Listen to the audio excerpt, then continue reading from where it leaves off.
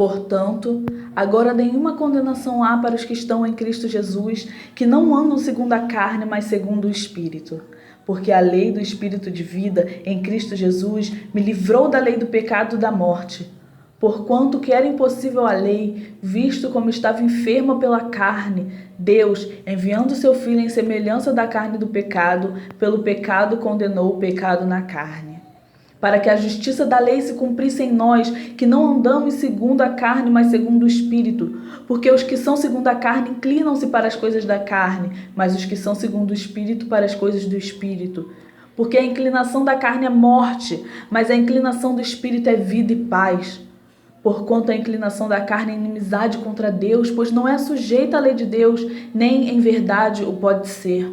Portanto, os que estão na carne não podem agradar a Deus. Vós, porém, não estáis na carne, mas no Espírito, se é que o Espírito de Deus habita em vós. Mas se alguém não tem o Espírito de Cristo, esse tal não é dele.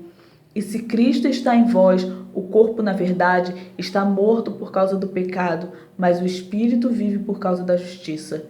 E se o Espírito daquele que dentre os mortos ressuscitou a Jesus habita em vós, aquele que dentre os mortos ressuscitou a Cristo também vivificará os vossos corpos mortais pelo seu Espírito que em vós habita.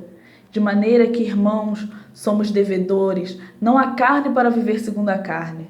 Porque se viverdes segundo a carne, morrereis. Mas se pelo Espírito mortificardes as obras do corpo, vivereis. Porque todos os que são guiados pelo Espírito de Deus, esses são filhos de Deus. Porque não recebestes o espírito de escravidão para outra vez estardes em temor, mas recebestes o espírito de adoção de filhos, pelo qual clamamos, Abba, Pai. O próprio Espírito testifica com o nosso espírito que somos filhos de Deus. E se nós somos filhos, somos logo herdeiros também, verdadeiramente herdeiros de Deus e co-herdeiros de Cristo. Se é certo que com ele padecemos, para que também com ele sejamos glorificados.